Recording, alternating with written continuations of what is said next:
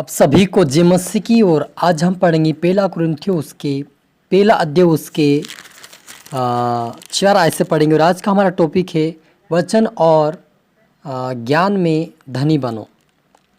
तो यहाँ पर लिखा है, मैं तुम्हारे विषय में अपने परमेश्वर का धन्यवाद सदा करता हूँ, इसलिए कि परमेश्वर का यह अनुग्रह तुम पर मसीह यीशु में हुआ कि उसमें होकर तुम हर बात में अर्थात सारे वचन और सारे ज्ञान में धनी किए गए, कि मसीह की गवाही तुम्हें पक्की निकले, यहाँ तक कि किसी वरदान में तुम्हें घटी नहीं। और तुम हमारे प्रभु यीशु मसीह के प्रकट होने की बाट जो होते रहते हो, वह तुम्हें अंत तक दृढ़ भी करेगा कि तुम हमारे प्रभु यीशु मसीह के दिनों में निर्दोष ठहरो। परमेश्वर सच्चा है, जिसने तुमको अपने पुत्र हमारे प्रभु यीशु मसीह की संगति में बुलाया है। हालेलुया। हम प्रार्थना करें।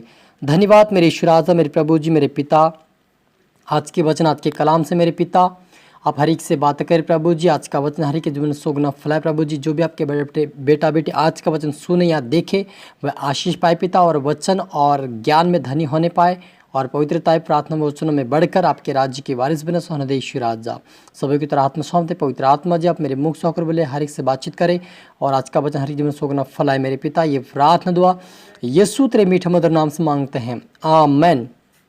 तो मेरे अजीजों, हमने यहाँ पर पढ़ा पहला कुरिन्थियों उसकी पहली अध्याय उसकी 4 आयत से पढ़ा कि मैं तुम्हारे विषय में अपने परमेश्वर का धन्यवाद सदा करता हूँ, इसलिए कि परमेश्वर का यह अनुग्रह तुम पर मसीह यीशु में हुआ है कि उसमें होकर तुम हर बात में अर्थात सारे वचन और सारे ज्ञान में धनी किए गए, कि मसीह की गवाही तुम्हें पक्की निकली, यहाँ तक कि किसी वरदान में तुम्हें घटी नहीं।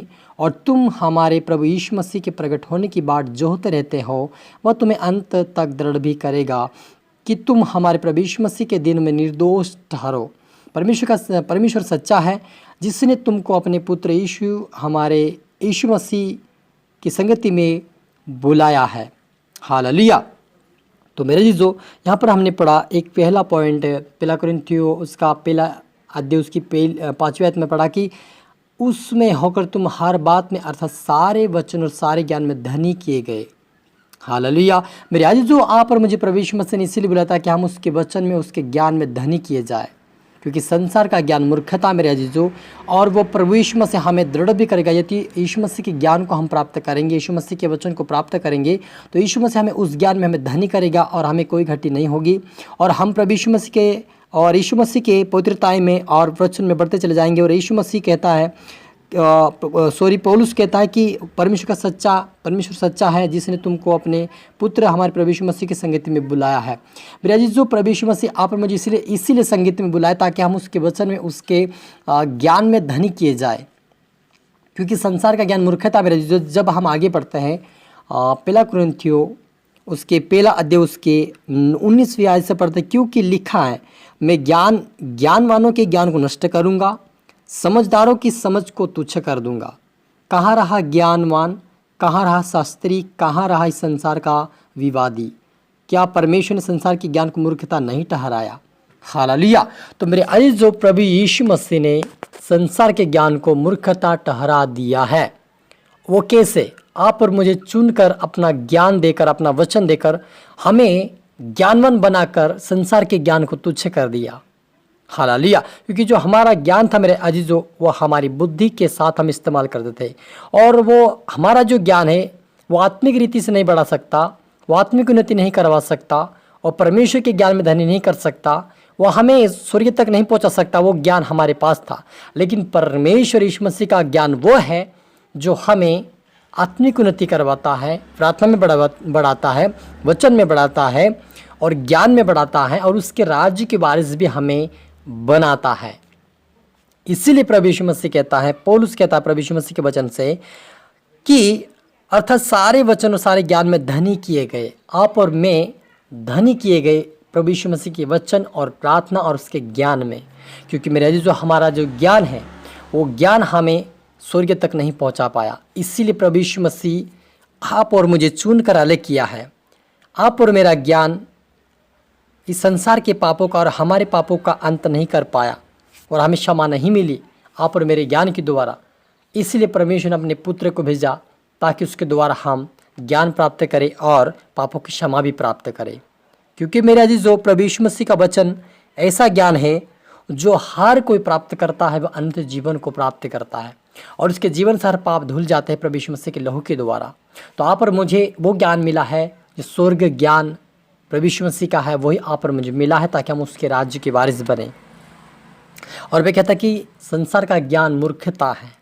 सच में जी, संसार का ज्ञान मूर्खता है, क्योंकि संसार की बातों पे मन लगाता है। मनुष्य संसार की बातों पे मन लगाता है, अपनी इच्छा के अनुसार चलता है, अपनी मनमानी करता है।